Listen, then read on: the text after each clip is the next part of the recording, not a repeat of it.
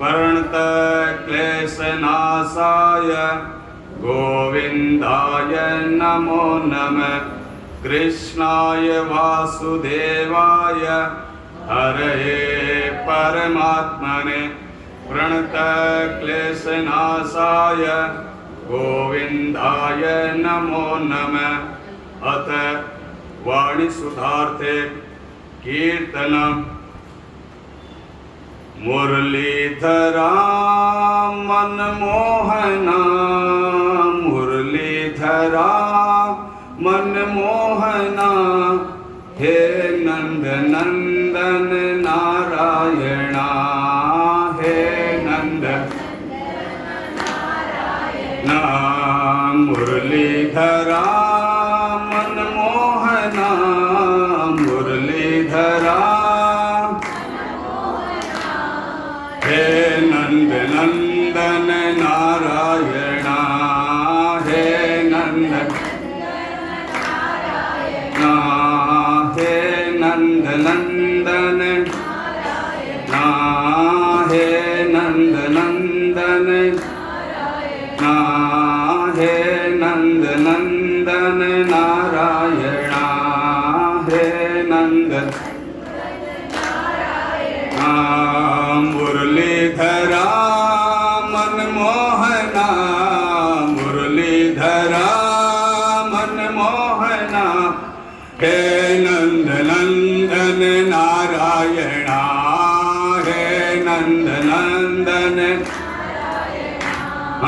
हे नंद नंदन हे नंद नंदन नारायणा मुरलीधरा मनमोहना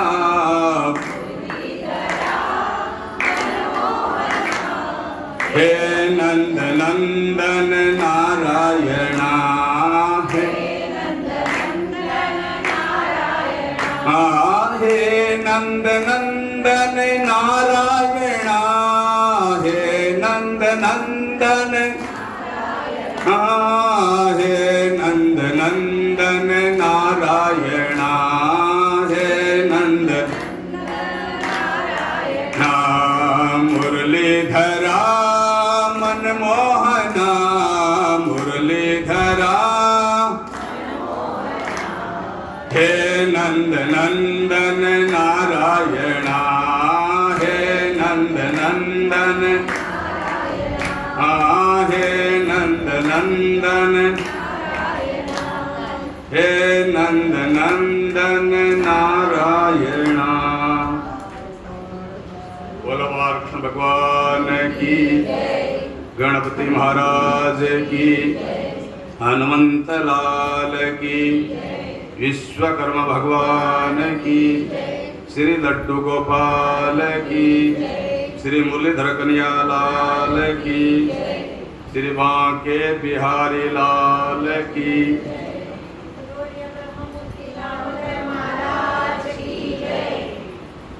सच्चिदानंद रूपाय विश्वोत्पत्त्यादि Hathaway तापत्र विनाशाय श्री कृष्णाय वयं नमः। सच्चिदानंद रूपाय विश्वोत्पत्त्यादि हेतवे तापत्र विनाशाय श्री कृष्णाय वयं नमः। भगवान श्री कृष्ण अखंड सच्चिदानंद परमात्मा है। सच्चिदानंद का अर्थ होता है सत्य, चित्त और आनंद। ये तीन पद मिलकर के एक वाक्य बनता है सच्चिदानंद। तो सत्य, चित्त और आनंद, इसका अर्थ हुआ परमात्मा नित्य तत्व है। सत्य माने जिसका कभी अभाव ना हो, जिसका कभी नाश ना हो, उसको सत्य कहते हैं। संसार में जो कुछ भी आपको दिखाई दे रहा है वो सब नाशवान है। प्रकृति से बना हुआ पदार्थ प्रति क्षण मृत्यु की ओर जा रहा है। इसलिए संसार शब्द का अर्थ ही है संसरते गच्छते इति संसारा, जो सरक रहा है, यानी जो निरंतर आगे बढ़ रहा है, उसे संसार कहते हैं। जैसे नदी में जल की धारा निरंतर आगे बढ़ती जाती है, इसी तरह इस संसार का प्रत्येक पदार्थ बदल रहा है, मिट रहा है। जिसकी मृत्यु हुई है ये मृत्युलोक है, जिसका जन्म हुआ है उसकी मृत्यु निश्चित है, इसलिए इसको मृत्युलोक कहते हैं। और मृत्यु का कोई समय नहीं है, कभी भी आ जावे। लेकिन जिस प्रभु ने इस दुनिया को बनाया है वो स्वयं सत्य है और उसका कभी नाश नहीं होता। जैसे आकाश से बनने वाले बादल मिट जाते हैं, लेकिन आकाश निर्विकार है, आकाश नित्य है। इसी तरह ये संसार जिससे बनता है वो परमात्मा नित्य है। बनने वाला संसार नाशवान है। उमा कहूं मैं अनुभव अपना,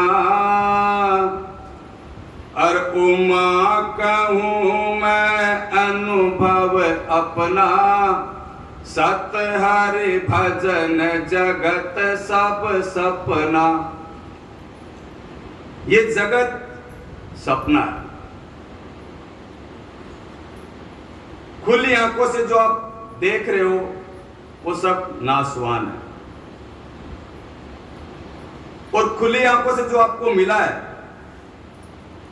वो आंख बंद होने के बाद में रह नहीं जाएगा।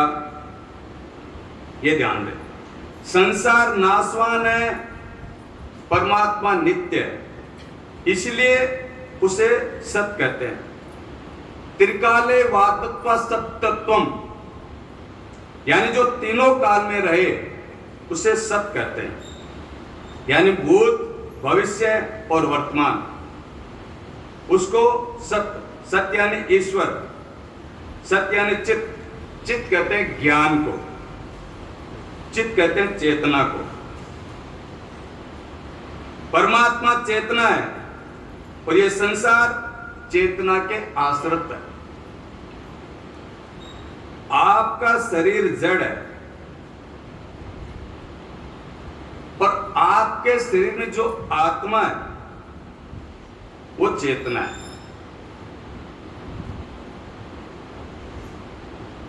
ये शरीर चेतना के आश्रित है, आत्मा के आश्रित है। जब तक शरीर में आत्मा है तब तक आपका अपना सभी का शरीर सुरक्षित है। जैसे ही शरीर से आत्मा निकल जाए तो शरीर के परमाणु बिखर जाते हैं, सड़ जाते हैं, गल जाते हैं, खत्म हो जाते हैं। जैसे शरीर में चेतना रहने से यह शरीर सुरक्षित रहता है, इसी तरह इस दिखने वाले संसार में चेतना के रूप में, सत्ता के रूप में परमात्मा विद्यमान रहता है, इसीलिए संसार दिख रहा है और इसीलिए संसार बना हुआ है, बिगड़ नहीं रहा। संसार में जहां कहीं भी आपको ज्ञान दिखाई देता है, चेतना दिखाई देती है, वह उस परमात्मा का अंश है। जैसे ट्यूब में हवा, वो व्यापक हवा का एक अंश है, एक टुकड़ा है। उसी प्रकार घड़ा यानी घट, घट के अंदर जो आकाश दिखाई देता है वो निर्विकार आकाश का एक छोटा सा अंश है। और इसी तरह इन जीवों में जो चेतना दिखाई देती है वो व्यापक परमात्मा का एक अंश है। शरीर मिट जाता है लेकिन आत्मा नहीं मिटती, परमात्मा नहीं मिटता। तो सत्य, चित्त और उसके बाद में आता है आनंद। ध्यान देंगे बात पर। बोले वृंदावन बिहारी लाल की। संसार में जहां जो भी आपको आनंद दिखाई दे रहा है वो परमात्मा का अंश है, ये ध्यान रहे। पानी जहां से भी आया है वो समुद्र का अंश है और उसी का अंश समुद्र से आया हुआ जल है। तो नित्यो नित्य नाम चेतन से चेतनो नाम एक भो नाम विदेक काम, जो समग्र नित्यों में नित्य है, जो समग्र चेतनों का केंद्र है, जो समस्त आनंदों का आनंद है। आपको जहां से भी आनंद मिल रहा है वो भगवान आनंद कंद, भगवान सिंधु का एक बिंदु है। प्रकृति में आनंद का बिंदु है और परमात्मा आनंद का सिंधु है। इसीलिए परमात्मा का नाम हुआ सच्चिदानंद। बोले सच्चिदानंद भगवान की। तो प्रकृति दुख रूपा है। प्रकृति यानी संसार, प्रकृति दुख रूप है और परमात्मा आनंद स्वरूपा। जब हम प्रकृति से जुड़ते हैं तो दुखी होते हैं और परमात्मा से जुड़े रहते हैं तो सुखी रहते हैं। समझने का प्रयास करना है। रात्रि में जब हम सो जाते हैं, आप सो जाते हो, तो इस संसार का जड़ प्रकृति का चिंतन छूट जाता है और आप परमात्मा की गोद में चले जाते हो। समझिए बात को। तब आपको दुख का अनुभव नहीं होता। उस समय आपके दिमाग में कोई तनाव नहीं रहता, टेंशन नहीं। गहरी नींद में सोया व्यक्ति दुखों से दूर रहता है, क्योंकि गहरी नींद में सोया व्यक्ति परमात्मा की गोद में रहता है। ऐसा वेद भगवान कहते हैं। बोले वेद भगवान की। ऐसा वेद भगवान कहते हैं कि नींद में सोया व्यक्ति भगवान की गोद में रहता है। तो सुसुप्ति में हमको आनंद क्यों मिलता है? इसलिए कि हम इस संसार से, प्रकृति से हट करके परमात्मा की गोद में स्थित हो जाते हैं। इसलिए हमको नींद में दुख नहीं मिलता और सुसुप्ति में हमको आनंद मिलता है।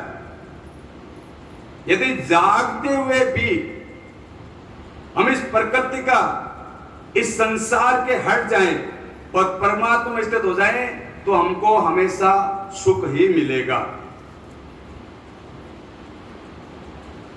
बोले वृंदावन बिहारी लाल की। ये जो आपको जो बताया जाता है वो शास्त्रों का निकाला हुआ निचोड़ है। जैसे 2 और 2 4 होते हैं, उसी प्रकार उसको कोई भी गणित काट नहीं सकती। ये शास्त्रों में जो लिखा हुआ है इस बात को कोई काट नहीं सकता। प्रकृति दुख रूपा है, परमात्मा सुख रूपा। आपको कहीं से भी आनंद मिल रहा है वो परमात्मा का एक बिंदु है। सिंधु की खोज करो बिंदु के आधार पर।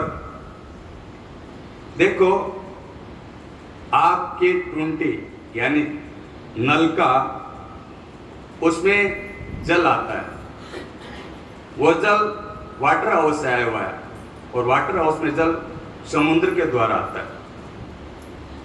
बोले सच्चिदानंद भगवान की। श्रीमन नारायण नारायण नारायण, श्रीमन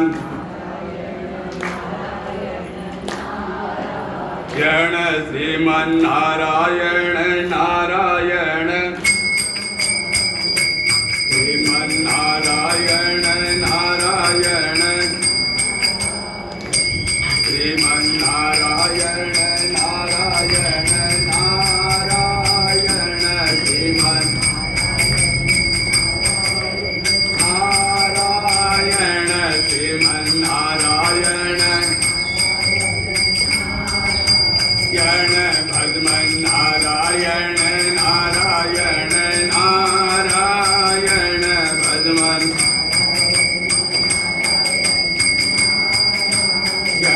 राम नारायण नारायण नारायण, राम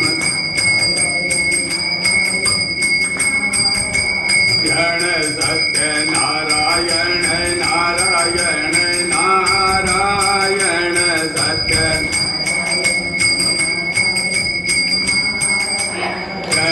बदलो नारायण नारायण नारायण, बदलो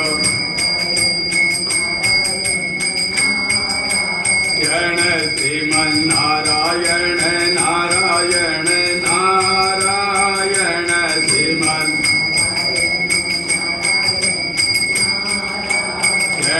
राम नारायण नारायण नारायण, राम नारायण भगवान की। तो भगवान श्री कृष्ण सच्चिदानंद परमात्मा है, वे आनंद के समुद्र है, और सब समस्त चेतनाओं के केंद्र बिंदु है, वे सत्य है। यदि हम उनसे जुड़ जाएं, सच्चिदानंद भगवान से जुड़ जाएं, और हमारे इस मुरलीधर भगवान से अपन जुड़ जाएं, तो हमारे जीवन में सत्य हो जाएगा, फिर हमको कभी मरना नहीं पड़ेगा। फिर हमारे जीवन में एक शुद्धता है, वो खत्म हो जाएगी। हम आप सब चेतना से जुड़े रहेंगे। जब हम परमात्मा से जुड़ेंगे तो आनंद मिलेगा, और आनंद सिंधु प्राप्त होगा। बिंदु बिंदु जब आनंद मिलता है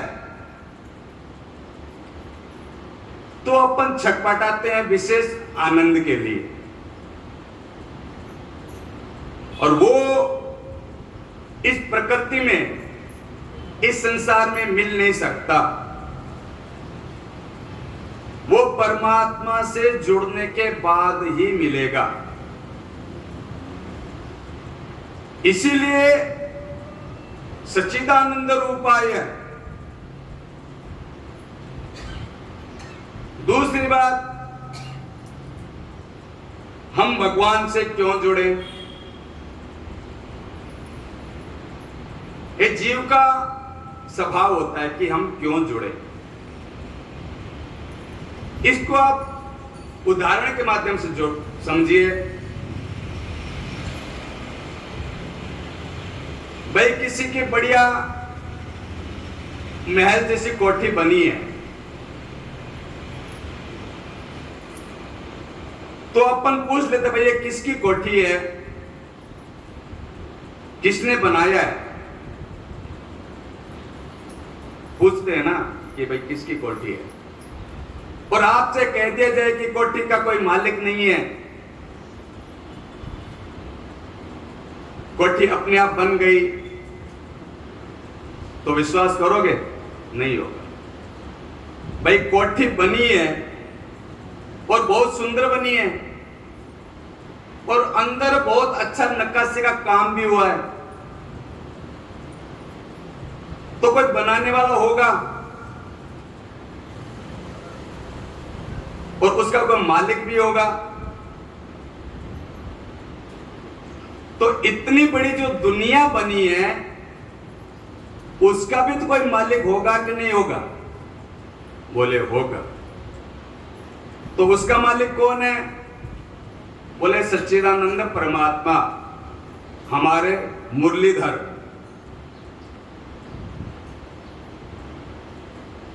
और देखो इतनी बड़ी दुनिया बनी है और ठीक ढंग से भी चल रही है। भाई बिना ड्राइवर के गाड़ी ठीक से नहीं चल सकती, बिना मालिक के फैक्ट्री से ढंग से नहीं चल सकती, तो बिना मालिक के ये संसार अपने आप कैसे चल रहा है? तो मानना पड़ेगा इसको चलाने वाला, इसको बनाने वाला भगवान सच्चिदानंद परमात्मा है। और अंत में इसको मिटाने वाला भी वही है। अब प्रश्न ये होगा, बोले जो बनाएगा वो मिटाएगा क्यों? भाई इतनी बढ़िया दुनिया बनाई है, इतना अच्छा संसार बनाया है, तो इसको मिटाएगा क्यों? तो इसका समाधान ये है कि किसान खेत में हल जोतता है, अनाज बोता है, स्वयं उसकी रक्षा भी करता है, और जब पक जाए तो स्वयं फसल काट भी लेता है। इसी प्रकार दूसरा, छोटे छोटे बच्चे मिट्टी के घर बनाते हैं, खिलौने, और उनको अच्छे से संभालते भी हैं। जब उनका दिल भर जाता है खेलते खेलते तो लात मार के उसको मिटा भी देते हैं। इसी तरह ये संसार, इसको परमात्मा बनाता है, खेलता है। जब देखे कि बहुत ज्यादा गड़बड़ हो रही है उसको विहीन भी कर देता है। इसलिए सच्चिदानंद रूपाय विश्वोत्पत्त्यादि हेतवे, इसीलिए उसको विहीन कर देता है। अब आता है कि हम ईश्वर का भजन क्यों करें। और बहुत से ये बोलते भी है कि हम अगर भजन नहीं करेंगे तो हमारा क्या बिगड़ जाएगा।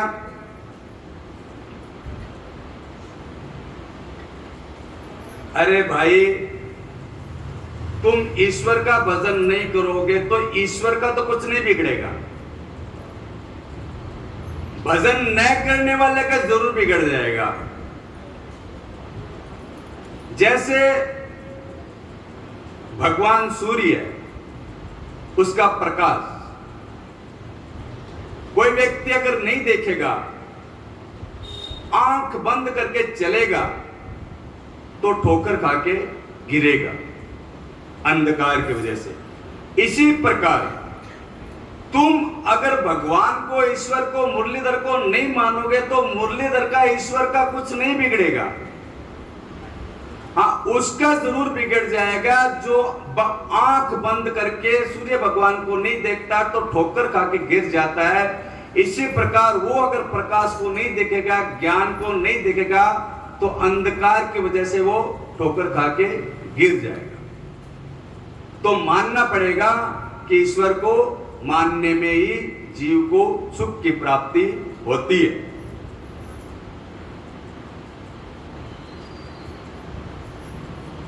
तो सच्चिदानंद रूपाय विश्वोत्पत्त्यादि हेतवे तापत्र विनाशाय श्री कृष्णाय वयम नमः।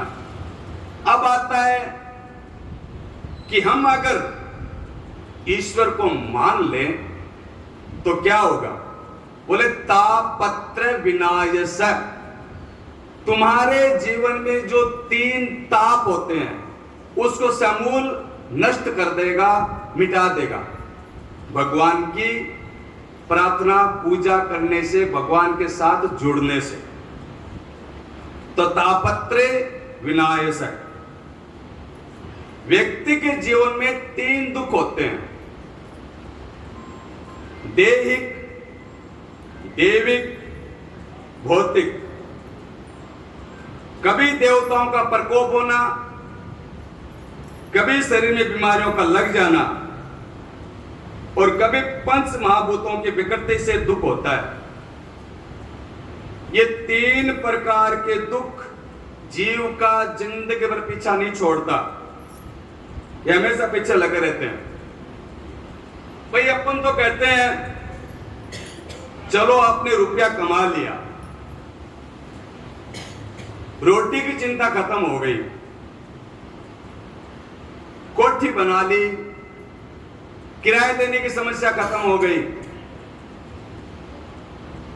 फैक्ट्री लगा ली,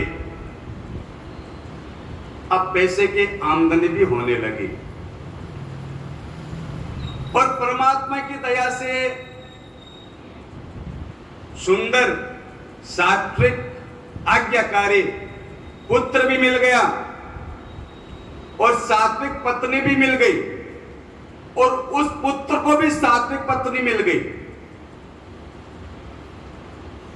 वहां से भी आप निश्चित हो गए। लेकिन क्या मृत्यु से निश्चित हो सकते हो?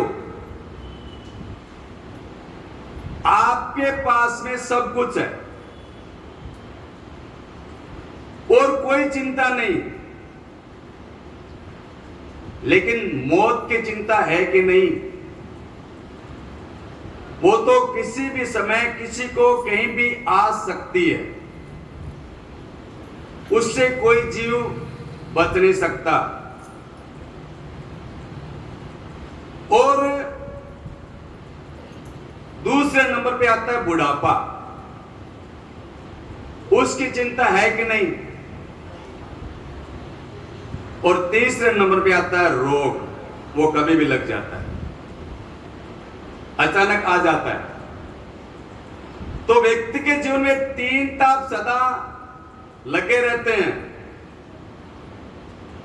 और जो भगवान का बन जाता है, भगवान उसके ये तीनों ताप सदा के लिए समाप्त कर देते हैं। ऐसे भगवान श्री मुरलीधर के चरणों में हमारा बारंबार प्रणाम। बोले सच्चिदानंद भगवान की। श्री कृष्ण गोविंद हरे मुरारी, हे नाथ नारायण वासुदेव। श्री कृष्ण गोविंद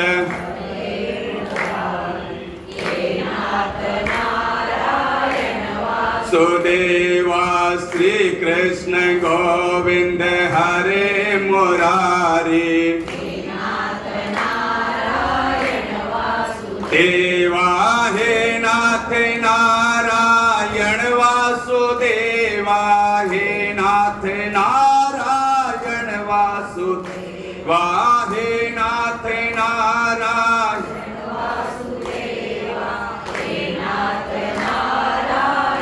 वासुदेवा। श्री कृष्ण गोविंद हरे मुरारे,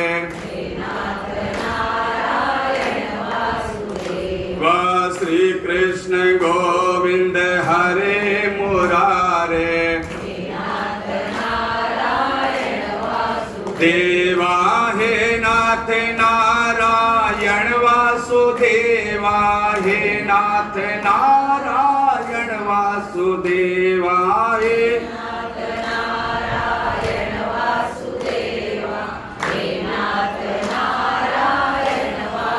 देवा श्री कृष्ण गोविंद हरे मुरारी, हे नाथ नारायण वासुदेवा, श्री कृष्ण गोविंद देवा, हे नाथ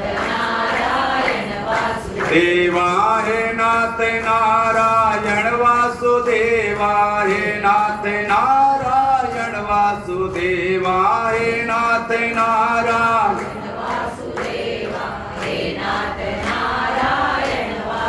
नारायण भगवान की। सुखदेव भगवान को हम प्रणाम करते हैं, जिन्होंने अपने पिता को ज्ञान का उपदेश दिया।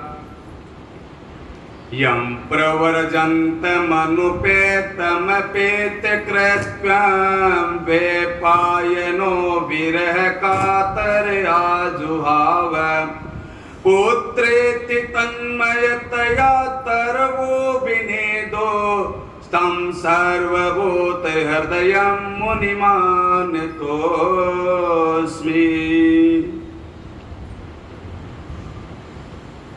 जिससे हमें ज्ञान मिले उनको हमें वंदना करनी चाहिए, उसके प्रति हमारे मन में श्रद्धा होनी चाहिए। श्रद्धा के बिना ज्ञान की प्राप्ति नहीं होती। श्रद्धावान लभते ज्ञानम। देखिए, कोश की संहिता में एक प्रसंग आता है कि एक बार देवर्षि नारद आकर के भगवती पार्वती अम्बा को भड़का दिया। नारद जी ने, नारद जी भड़काने वाले बातें करते हैं ऐसा हमको लगता है, झगड़ा लगा देते हैं। लेकिन नारद शब्द का अर्थ होता है नारम ज्ञानम ददाति इति नारदा, जो ज्ञान को देता है उसका नाम नारद। नार माने ज्ञान और उसे देने वाला नारद। वैसे ऊपर से कभी कभी अपने को लगता है कि वो यहां के वहां भिड़ा देते हैं, झगड़ा लगा देते हैं। लेकिन जब आप तत्व पर विचार करेंगे तो ऐसा लगेगा कि यहां की वहां भिड़ा देने में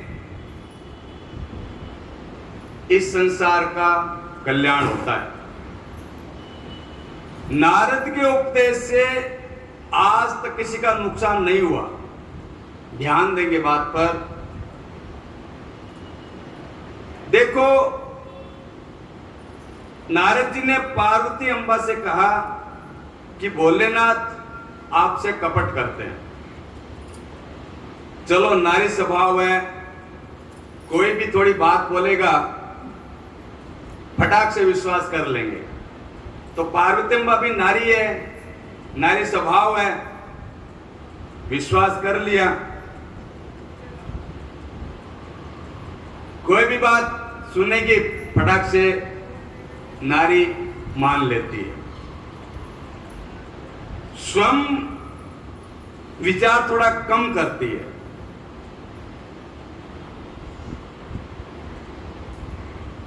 तो पार्वती अम्बा ने नारद जी से पूछा, भाई कैसा कपट करते हैं?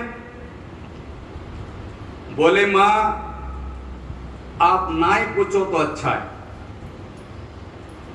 आप मेरे से ज्यादा मत पूछो तो सही है, मैं सही बोल रहा हूं।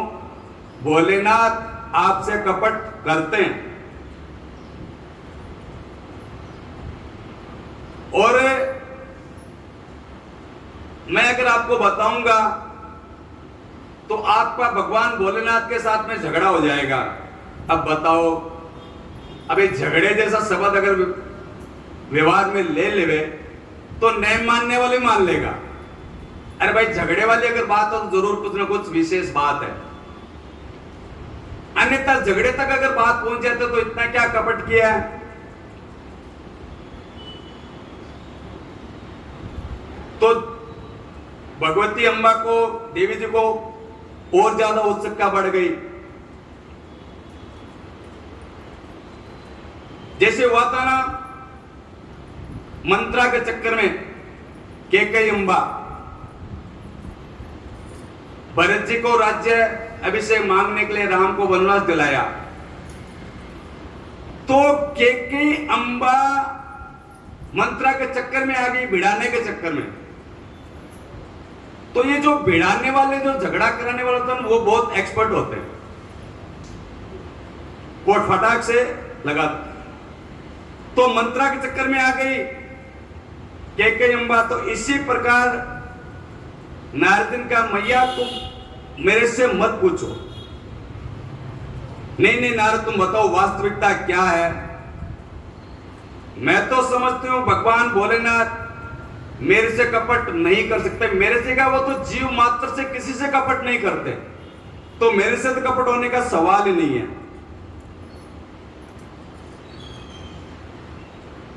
बोले मां मैं जो कह रहा हूं वो बात को मानो। अच्छा मैं एक बात बताओ, तो तुम एक बात बताओ क्या छुपा लिया।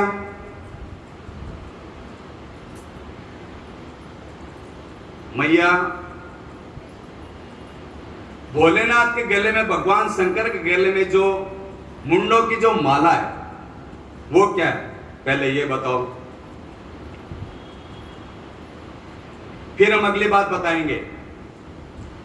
पार्वती अम्बा बोली हमको नहीं पता भाई क्या है, बस यही तुम कहते हैं भगवान ने आपसे कपट किया है, वो मुंडमाल क्या है। बोले मैया वो सब आपके सर है।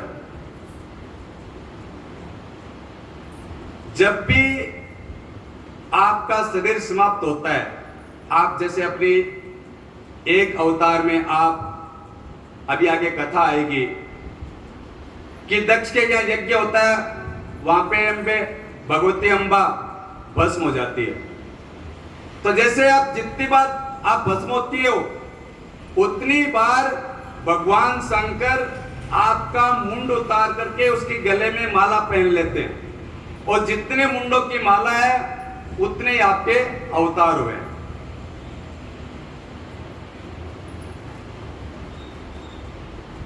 तो भगवती पार्वती अम्बा बोली नारद से, भाई नारद अगर जो मरने के बाद में मुंडों की माला बना के पहन लेवे, वो तो बहुत प्यार करता होगा ना, वो कपट कहां हुआ। भाई कोई अपने गुरु का लॉकेट पहन लेता है, कोई भगवान का चित्र लटका लेता है, कोई किसी का, कोई अपने प्रिय का, तो दिखाने के लिए लटका लेते हैं, वो प्यार। तो नारद इस पे कपट हुआ कहां, ये तो बहुत प्यार हुआ। बोले मां मैं जो कुछ कह रहा हूं वो बिल्कुल सही है, आप मानो तो सही।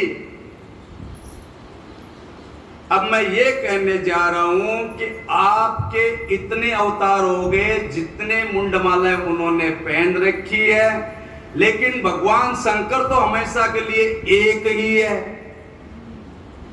वो तो कभी न, उनको तो कभी समाप्त नहीं होते। तो उनके पास में कुछ ना कुछ तो युक्ति होगी ना, कि आपका शरीर बार बार छूटता है, उनका कभी नहीं छूटता। अब बात तो जच गई, पार्वती मां को बात तो ठीक ही कह रहा है। ये लड़ाने वाले भगवान बड़े ऐसे तरीके से झगड़ा करवाते हैं कि बात का पतंगड़ बना देते हैं। बोलो वृंदावन बिहारी लाल की।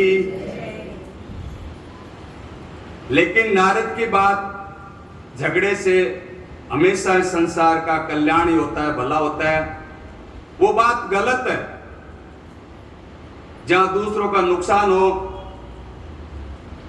तो तुम ये बताओ नारद कपट गांवा बोले, मां वो अमर कथा जानते, अगर वो अमर कथा आपको सुना देते तो आप भी अमर हो जाते, आपका शरीर नहीं छूटता। बात तो ठीक है, ऐसी युक्ति से झगड़ा करा करके निकल लिए। श्रीमन नारायण नारायण करके नारद जी तो चले गए। अब भगवान शंकर जब बाहर से आए तो पार्वती अम्बा ने जैसा हमेशा आदर सत्कार स्वागत होता है उस प्रकार से उस दिन सत्कार नहीं हुआ।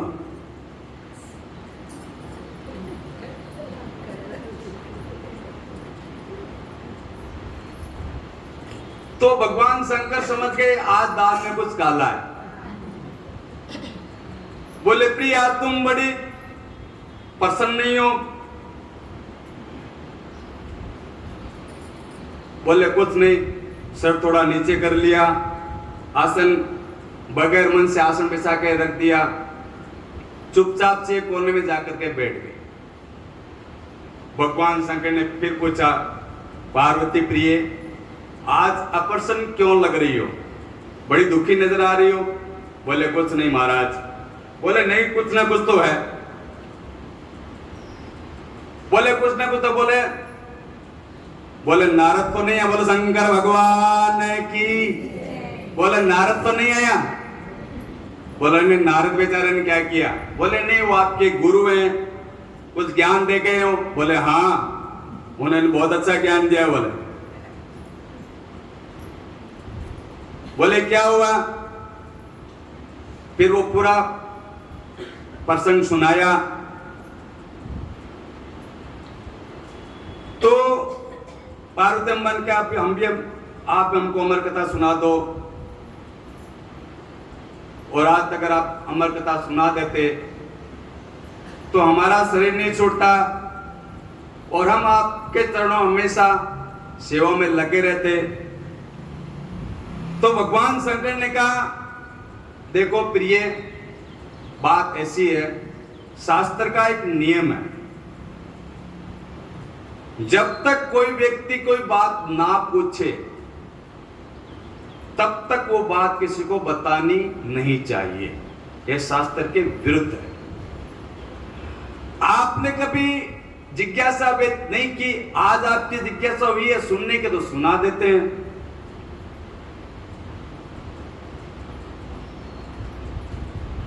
सुना दीजिए, आपके चरणों में सदा सेवा में लगे रहूंगे। तो ठीक है चलो सुना देते हैं, लेकिन ये अमर कथा सुनाने की हमारी एक शर्त है। ये अमर कथा हम वहां सुनाएंगे जहां तुम्हारे हमारे सिवाय तीसरा कोई नहीं हो। कोई अमर कथा है, कोई सुन लेगा, फिर उसका कोई। तो बोले ठीक है। तो कहां सुनाई? अमरनाथ में, जहां पे बर्फ ही बर्फ है चारों तरफ। रास्ते में जहां पेलगांव आता है वहां पे अपनो बेल को बैठाता है, नंदी भगवान को, और आगे जहां शेषनाग का स्थान आता है वहां पे अपने गले के शेषनाग को उतार करके वहां पे विराजमान किया। और फिर भगवान शंकर चंदनवाड़ी में वहां जाकर के बैठ गए। उससे आगे कोई जीव आ ना सके, पहुंच ना सके, ऐसे स्थान पर जाकर के भगवान शंकर बैठ गए। और वहां पहुंच करके ताली बजाई तो जो भी जीव जंतु सब थे उड़ गए। और भगवान की ताली का स्वर इतना होता है कि जीव मात्र वहां पे रह नहीं सकता, सब चले गए। लेकिन भगवान मुरलीधर, भगवान कृष्ण ये चाहते थे कि ये अमर कथा हमारे भक्तों तक पहुंचे। तो वहां पे पिगलिक अंडा, तोते को अंडे के रूप में वहां पे भगवान कृष्ण विराजमान करते हैं। लेकिन भगवान शंकर चाहते हैं कि हमारे तुम्हारे बीच में रहे पार्वती, लेकिन भगवान कृष्ण चाहते हैं कि ये मेरे भक्तों तक पहुंचे। कलयुग में व्यक्ति साधना तो कर नहीं सकता, भजन तो कर नहीं पाएगा। देखो ऐसा भी अपन रात देखते हैं चारों तरफ, भाई किसी का नालायक पुत्र है तो भी पिता सोचता है कैसे भी इसका जीवन अच्छे से गुजर जाए। तो इसी प्रकार भगवान ने पूरी सृष्टि का विचार किया भी कम से कम उनको ये कथा मिल जाए, उनका जीवन सुखी से निकले। तो पहले भगवान कृष्ण ने तोते को अंडे के रूप में, तोते के अंडे के रूप में वहां पे विराजमान किया, सुखदेव भगवान को वहां पे स्थापित किया। और भगवान शंकर समाधि में पहुंच गए। भगवान शंकर के नेत्र बंद, हमेशा देखो भगवान शंकर के नेत्र बंद ही रहते हैं। और फिर कथा सुनाने प्रारंभ करते हैं। कोश की संहिता में लिखा है कि श्रीमद् भागवत कथा ही अमर कथा है। बोले शंकर भगवान की।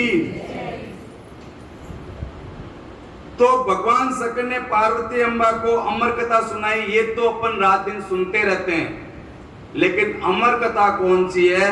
तो कोश की संहिता में लिखा हुआ है कि भागवत कथा ही अमर कथा है, श्रीमद् भागवत की कथा ही अमर कथा है। और जो भागवत कथा सुन लेता है वो जीव भगवान के वैकुंठ धाम में निवास करता है, वो कभी वापस गर्भ में उसका जन्म नहीं होता। जो भागवत सुन लेता है, शरीर छूटने के बाद में वहां पहुंच जाएगा, उसका दोबारा जन्म नहीं होगा। स्मृति लोक में दुख भोगना नहीं पड़ेगा, हमेशा आनंद में रहेगा। तो सुखदेव भगवान वो कथा सुनते हैं, पार्वती अम्बा सुनती जा रही है, भगवान शंकर उनके नेत्र बंद है। समाधि योग में भागवत समाधि की भाषा है। भागवत हमेशा मन लगा करके एकदम चिन्ह चित्त लगा के एकदम ध्यान से सुनना चाहिए। समाधि भाषा ये शब्द जल्दी से समझ में नहीं आता है। तो पार्वती अम्बा हूं कर रहे थे, भगवान शंकर कथा सुना रहे थे। 10वें स्कंद की समाप्ति के बाद पार्वती अम्बा को नींद आ जाती है। तब तक सुखदेव भगवान तैयार हो जाते हैं, फिर वो हुंकार लगाते हैं हूं। 12वें स्कंद के बाद में भगवान शंकर ने जब आंखें खोली तो पार्वती अम्बा सो रही थी। तो पार्वती अम्बा सो रही, तो भगवान शंकर ने पूछा आप तो सो रही हो? बोले हाँ भगवान, मैं 10वें स्कंद तक बरोबर मन लगा के कथा सुनी, उसके बाद पता नहीं आपकी क्या माया ने जादू कर दिया, मेरे को नींद आ गई। तो ये हुंकारा कौन दे रहा है? देखे तो भगवान सुखदेव जी सुख रूप में वहां पे विद्यमान थे। भगवान शंकर चाहते थे कि इसको मार दे। भाई घुसपैठी होते हैं तो सरकार चाहती है उसको मार दे, घुसपैठिए को। वैसे भगवान शंकर ने चाहा उसको मार दे। भगवान शंकर ने त्रिशूल फेंका, यानी छोड़ दिया। तो सुखदेव भगवान से वहां से भागे और वेदव्यास जी की पत्नी पिंगला वो स्नान करके, सुबह स्नान करके अपने बालों को सुखा रही थी। बाल को सुखाते सुखाते उनको जमाई आई और उन्होंने ऐसे उबास ली और सुखदेव भगवान उद्रस्त हो गए, उनके गर्भ में उद्रस्त हो गए।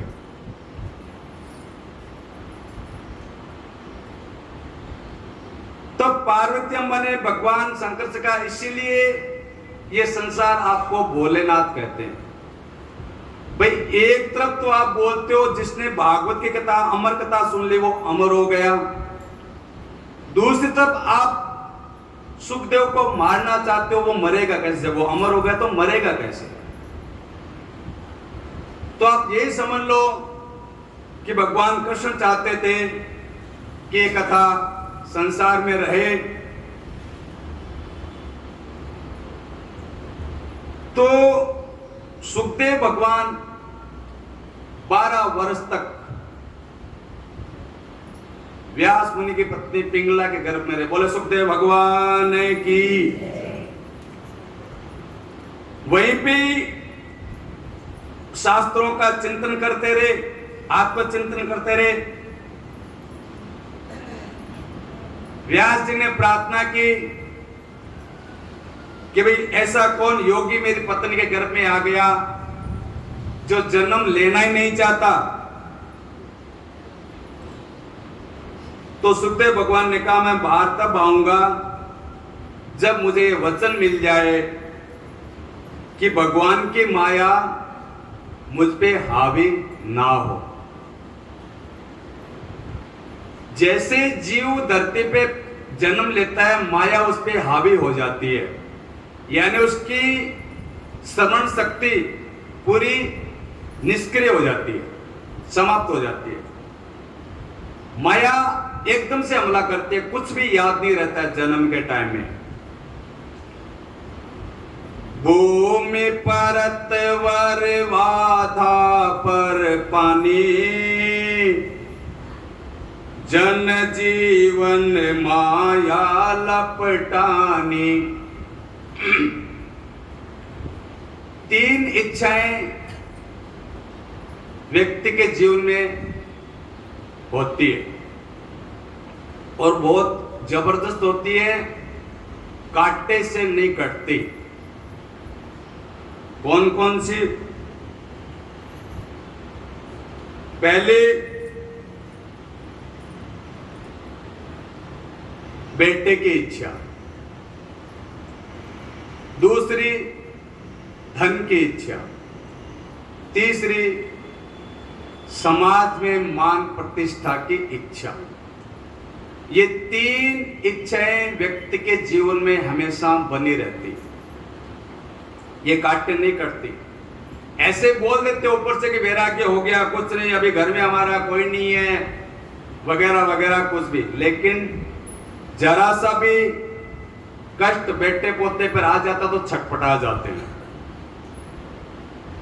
भजन में भी लग जाते हैं, लेकिन जरा सा कष्ट आवे छटपटा जाते हैं। माने ममता काटना बहुत कठिन है। ये तो कोई ईश्वर की कृपा हो जाए तो व्यक्ति उससे पार पा सकता है, अन्यथा नहीं।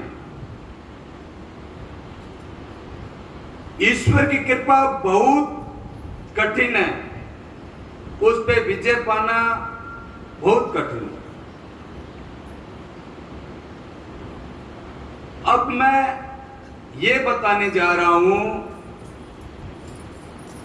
जिन वेदव्यास ने चारों वेदों का विभाग किया, 18 पुराणों की रचना की,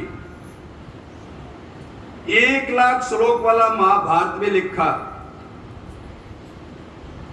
हिमालय के बद्रीनाथ से 12 मील दूर सरस्वती नदी के किनारे बर्फ में रह करके भजन करने वाले वेदव्यास जी के मन में भी बेटे की लालसा जाग गई। बताओ, इतने देव रूपी देवता की कृपा पाने वाले वेद व्यास जी के मन में बेटे की लालसा जाग गई तो आम इंसान की तो ताकत ही क्या, वो तो रोने लग जाएगा। अरे वैसे वेद व्यास जी भी रोने लग गए थे।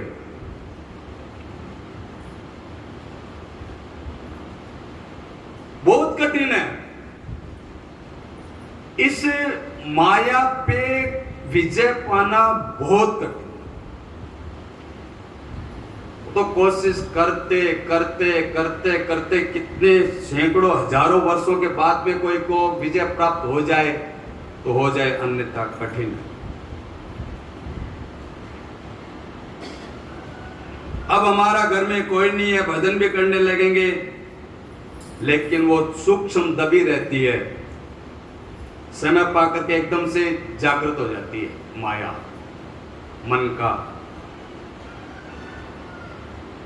जब भगवान सुखदेव जी प्रकट हुए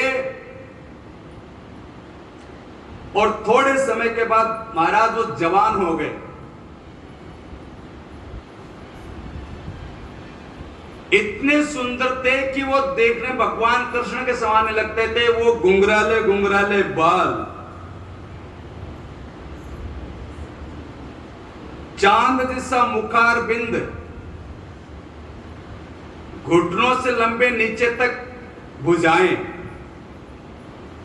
वो कोमल शरीर। इस भागवत में उनके स्वरूप का वर्णन किया महाराज। उनका जनेऊ संस्कार भी नहीं हुआ और सुखदेव भगवान बोले मैं तो तपस्या करूंगा, घर से निकल पड़े, तप करूंगा, मैं घर में नहीं रहूंगा, भजन करूंगा। सुखदेव जी घर से निकले और वेदव्यास जी के मन में माया जाग उठी। इतना सुंदर पुत्र मिला है, इतना अच्छा पुत्र मिला है, इतना ज्ञानी पुत्र मिला है, ये पुत्र थोड़े दिन और रुक जाता, थोड़ी शांति प्राप्त कर लेता तो वेदव्यास जी के मन में ममता जाग गई। अब देखो पुत्र जा रहा है, वेदव्यास जी ऋषि इस संसार को ज्ञान देते हैं कि भगवान की प्रार्थना करनी चाहिए, मोह माया छोड़ो। लेकिन आज स्वयं का पुत्र जा रहा है, खुद के अंदर मोह माया जाग गई। हाय पुत्र मत जाओ, थोड़े दिन रुक जाओ। दुनिया को उपदेश दे रहे हैं भजन करना चाहिए, पुत्र जा रहा है, अपने को रोकने की कोशिश कर रहे हैं लेकिन रोक नहीं पाए, उठ के दौड़ पड़े। हाय पुत्र बेटा थोड़े दिन निकालो, थोड़े दिन सुख चैन से और रह जाओ। महर्षि वेदव्यास ने हाय पुत्र का। सुखदेव भगवान योगी थे,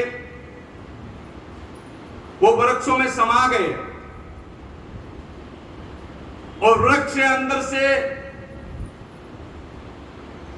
वेदव्यास जी को हाय पुत्र कह रहे हैं। सुखदेव भगवान को वेदव्यास जी हाय पुत्र कह रहे हैं, वेदव्यास जी को सुखदेव जी हाय पुत्र कह रहे हैं। तो वेदव्यास जी ने पूछा हे पुत्र तुम मेरे को हाय पुत्र क्यों कह रहे हो?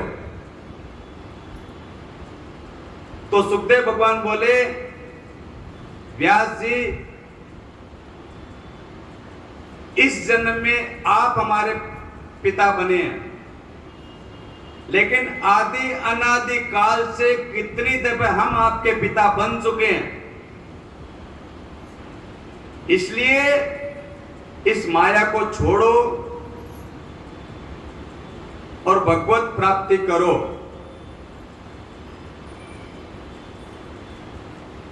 भाई स्थायी नाता कौन सा हुआ? देखो एक उदाहरण से समझो।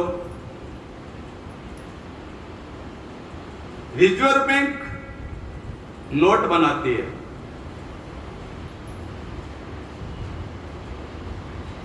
वो नोट बड़ी बड़ी कंपनियों में सप्लाई करते हैं, बड़ी बड़ी कंपनियों से फिर वो नोट आगे मार्केट में आते हैं, मार्केट से व्यक्तियों के पास में आते हैं। लेकिन वो नोट जिसकी भी पॉकेट में गया उसने उस नोट को अपना कहा।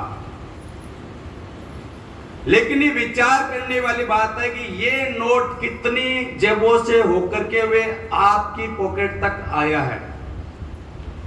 इसी प्रकार सुखदेव भगवान कहते हैं कि हम अनादिकाल से कितनी भी दफे हम आपके पिता बन चुके, इस बार आप हमारे बने हो, तो स्थायी नाता कौन सा हुआ? तो पुत्र के उपदेश से पिता को बोध हुआ, व्यास जी वापस घर लौट आए। जिन सुखदेव ने परीक्षित को भागवत सुनाई और उन परीक्षित को वैकुंठ दिला दिया, 7 दिन में मुक्ति मिलना बहुत कठिन है, बहुत कठिन। हजारों ऋषि एकत्रित हुए थे गंगा नदी के किनारे पर, हजारों ऋषि, जहां पर महाराज परीक्षित आकर के बैठे श्रापित होकर के। हजारों ऋषि बैठे हैं लेकिन कोई नहीं उठा, ये कहने के लिए कि हम तुमको मुक्ति दिला देंगे। नेमिषे सूतमासीनम अभिवाद्य महामतिम कथामृत रसा स्वाद कुशल सौनको ब्रवीत। सौनक उवाच अज्ञान ध्वांत विद्वंस कोटि सूर्य समप्रभ सूताख्याय कथा सारम मम कर्ण रसायनम। भक्ति ज्ञान विरागातो विवेको वर्धते महान माया मोह निरासच्च वैष्णवे कृते कथम। ईय घोरे कलो प्रायो जीव चासुरतां गतः क्लेशाक्रांत तस्य तस्यैव शोधने किं परायणम्। श्रेयसां यत् पवित्रेय पावनानां च पावनम् कृष्ण प्राप्तिकरं सत्वत्साधनं तद्वदातुना। चिंतामणिर्लोक सुखम स्वर्ग संपदम प्रियक्षते गुरु प्रीतो वैकुंठम योगी दुर्लभम। तो एक भी ऋषि नहीं उठा कि मुक्ति दिला देंगे, क्योंकि मुक्ति बहुत कठिन है, अति दुर्लभ कैवल्य पद, संत पुराण निगम पद बहुत कठिन है। सैकड़ों हजारों जन्म की तपस्या के बाद अगर मुक्ति मिल जाए तो सस्ती है, सैकड़ों हजारों जन्मों तक तपस्या करने के बाद भी अगर मुक्ति मिल जाती है तो बहुत सस्ती है। विचार में उस चला, सुखदेव भगवान पहुंच गए। सुखदेव भगवान ज्ञान के चंद्रमा थे, ज्ञानाब्दी चंद्रमा। उन्होंने जो परीक्षित ने सिंहासन बनाया था अपने गुरु के लिए, उस पे सुखदेव जी विराजमान हो गए।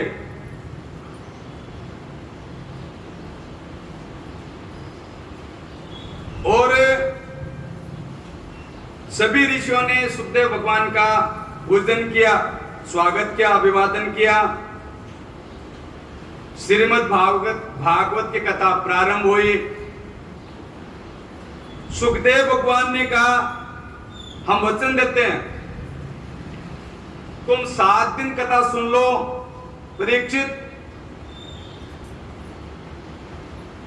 शरीर छोड़ने के बाद में सीधे वैकुंठ जाओगे। दुनिया में तुमको कोई रोक नहीं सकता।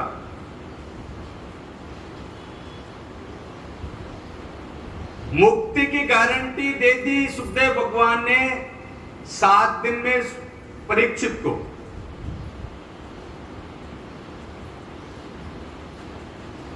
यहां पे शौनकादि ऋषि नियमित सारण में 1000 वर्षों तक चलने वाला यज्ञ कर रहे थे।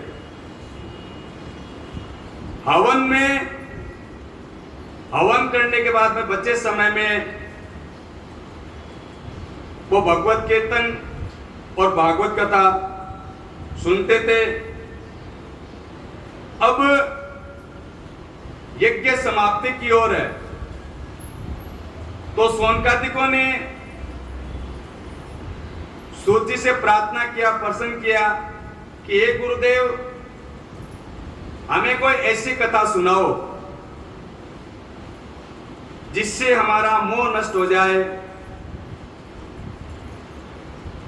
मोह की निवृत्ति हो जाए, हमारा अज्ञान नष्ट हो जाए, माया मोह से हमारा पिंड छोड़ जाए और भक्ति ज्ञान वैराग्य की वृद्धि हो जाए और भगवान कृष्ण के चरणों में हमारा विशुद्ध प्रेम जागृत हो जाए। बोले मुरलीधर कन्हैयालाल की। ऐसे हम भगवान हमारे पे कृपा कर दे। सुना जाता है कि पारसमणि मिल जाए तो गरीबी समाप्त हो जाती है, कल्प वृक्ष मिल जाए तो स्वर्ग का सुख प्राप्त हो सकता है, लेकिन सद्गुरु मिल जाए तो वैकुंठ की प्राप्ति हो सकती है। बोले सद्गुरुदेव भगवान की। तो सद्गुरु पारसमणि से और कल्प वृक्ष से भी श्रेष्ठ है। भाई आपने बहुत दिनों तक कथा सुनाई, अब समापन की ओर है तो कथा का सार सुना दीजिए। तब सोचने का हम आपको श्रीमद् भागवत की कथा सुनाते हैं। भाई केस तो बहुत दिनों तक चलता है, किसी पे चलता रहता है, लेकिन अंतिम निर्णय जजमेंट से होता है, फैसला अंतिम। केस ज्यादा महत्व नहीं रखता। हजारों वर्षों तक कथाएं चले, उसका कोई ज्यादा महत्व नहीं है। समाप्ति पर जो सार सुना दिया वो ज्यादा महत्व है, और वो है श्रीमद् भागवत कथा।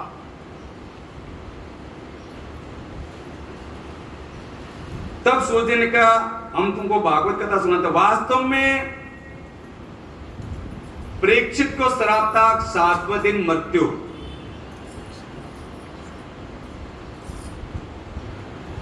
ये तो एक संकेत मात्र है, एक संकेत समझा गया है, लेकिन सही अर्थ में ये काल रूपी सर्प हमारे और आपके सबके पीछे लगा हुआ है। रविवार से शनिवार तक 7 दिन होते हैं, किसी न किसी दिन किसी सबको समाप्त होना है। हमारे आपके पीछे काल लगा हुआ है। हम और आप सभी परीक्षित हैं। अगर इस काल रूपी सर्प से बचना है तो श्रीमद् भागवत की कथा सुन लो।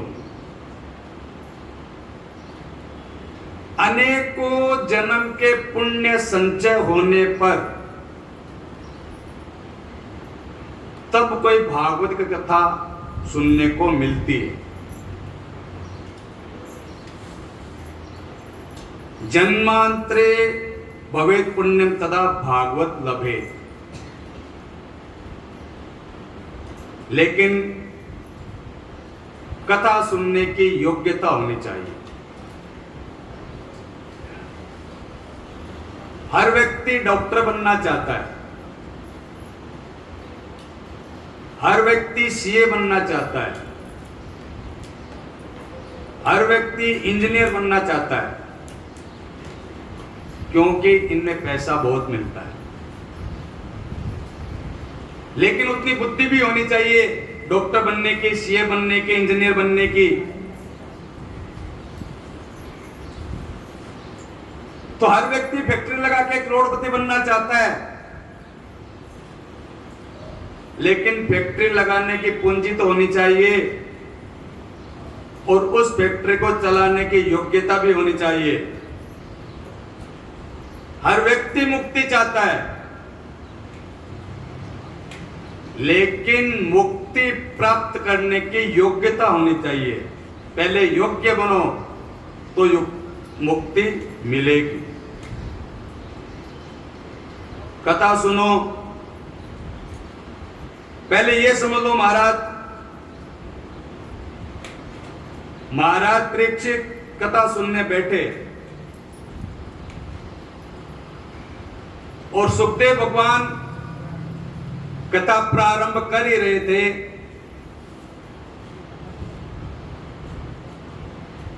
कि देवता आ गए।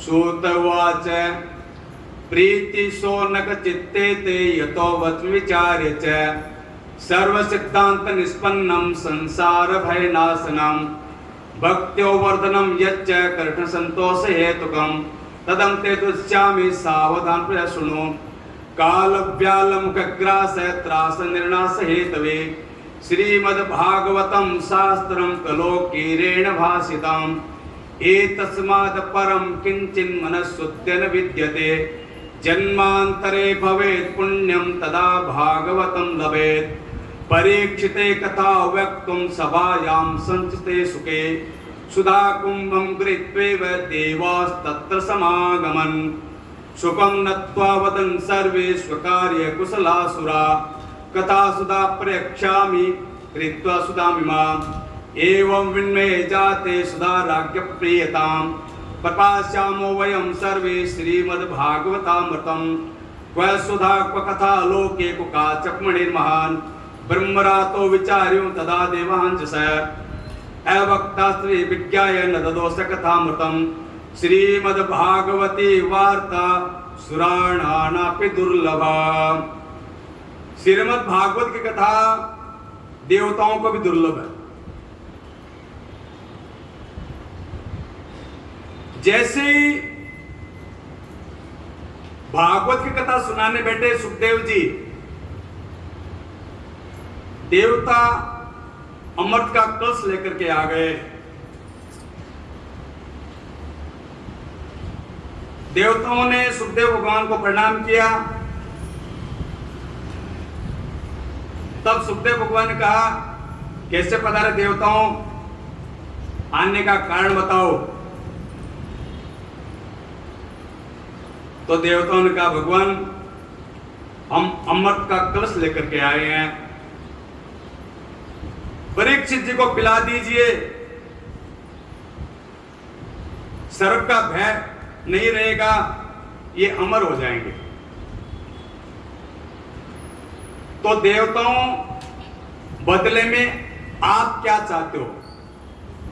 भाई बगैर स्वार्थ के कोई काम नहीं करता, तो तुम्हारा स्वार्थ क्या है पहले वो बताओ।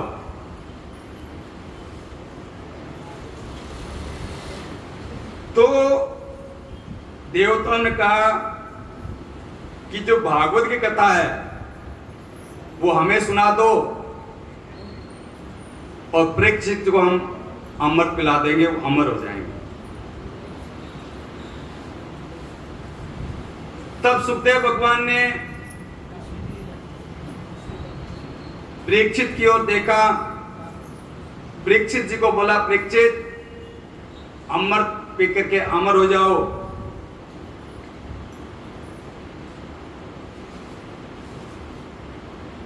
तब परीक्षित ने कहा कि हे भगवान, हे सुखदेव जी, मैं अमृत तो पीना चाहता हूं,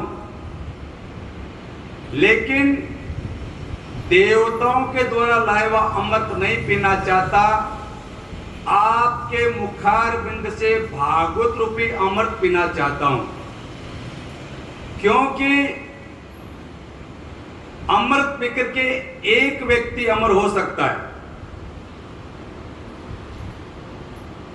लेकिन भागवत कथा सुनने वाले का पूरा 3 पीढ़ी वैकुंठ जाती है, सारा परिवार वैकुंठ हो जाता है, सबके सब अमर हो जाते हैं। तो मैं अमृत नहीं पीऊंगा, आपके मुखारबिंद से श्रीमद् भागवत रूपी भागवत कथा का अमृत पान करूंगा। देखो कितना अधिकारी श्रोता है। और आज संसार की तो ये हालत है कि दुकान का 1 घंटा नुकसान सहन नहीं कर पाते। 1 घंटे के लिए दुकान छोड़ करके कथा में, कीर्तन में, मंदिर में आ नहीं सकता। और दूसरी तरफ परीक्षित, जिसने देवताओं के द्वारा लाया हुआ अमृत को ठुकरा दिया, कितना त्यागी श्रोता है। पहले इस बात पे विचार करो, इस बात को समझो। कितना निष्ठावान श्रोता है परीक्षित। अभी हमारे जीवन में वो वैराग्य आया नहीं है, इसीलिए कथा सुनने के बाद में जो फल मिलना चाहिए वो फल हमको नहीं मिल पाता।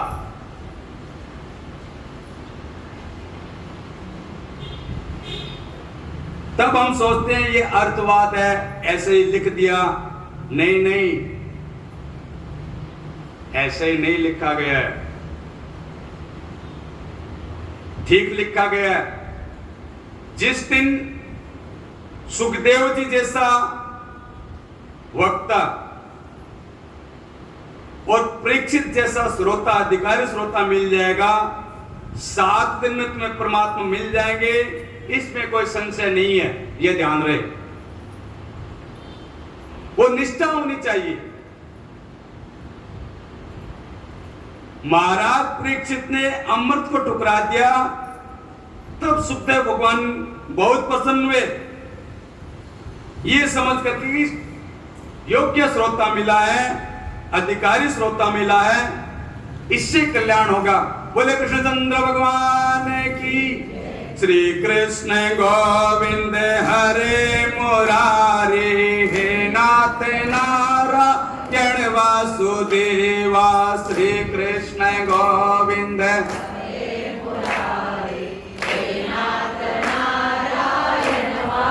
देवा, हे नाथ नारायण वासुदेवा। हे नाथ नारायण वासुदेवा। हे नाथ नारायण वासुदेवा। हे नाथ नारायण वासुदेवा। श्री कृष्ण गोविंद हरे मुरारी, हे नाथ नारायण वासुदेवा। श्री कृष्ण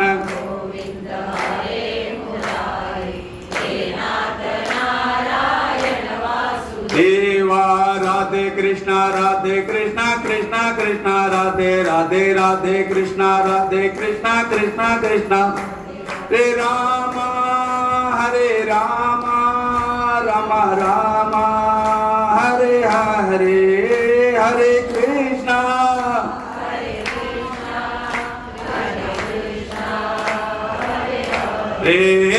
हरे रामा रामा रामा हरे हरे, हरे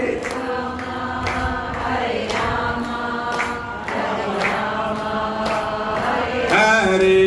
श्री कृष्ण गोविंद हरे मुरारी, हे नाथ नारायण वासुदेवा। श्री कृष्ण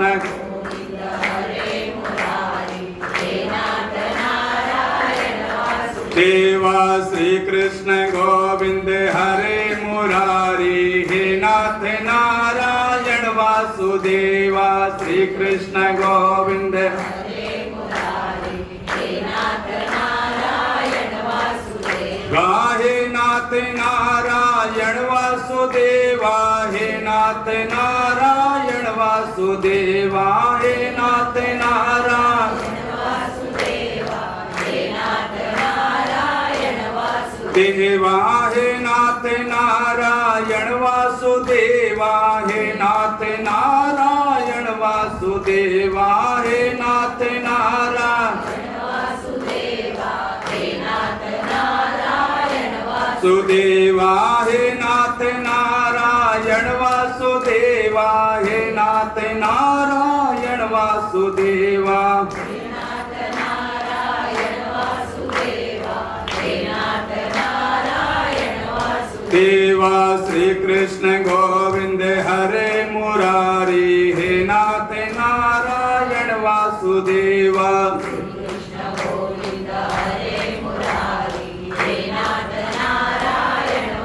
देवा। श्री कृष्ण गोविंद हरे मुरारी, हे नाथ नारायण वासुदेवा,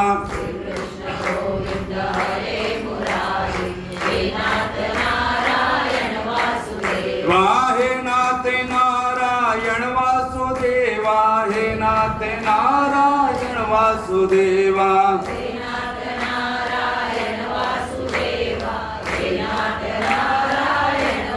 देवा। श्री कृष्ण गोविंद हरे मुरारी, हे नाथ नारायण वासुदेवा,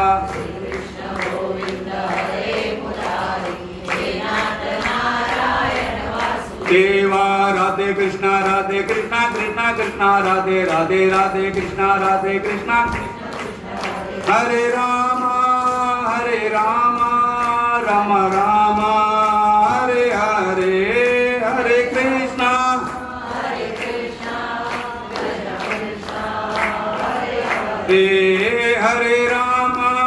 हरे राम राम राम हरे हरे, हरे राम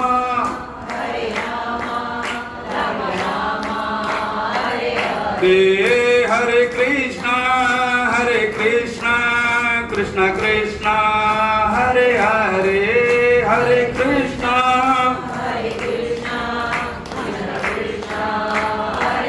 हरे। श्री कृष्ण गोविंद हरे मुरारी, हे नाथ नारायण वासुदेवा, श्री कृष्ण गोविंद देवा। श्री कृष्ण गोविंद हरे मुरारी, हे नाथ नारायण वासुदेवा,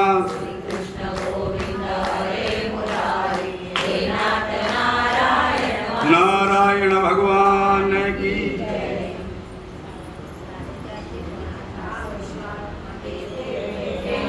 Krishna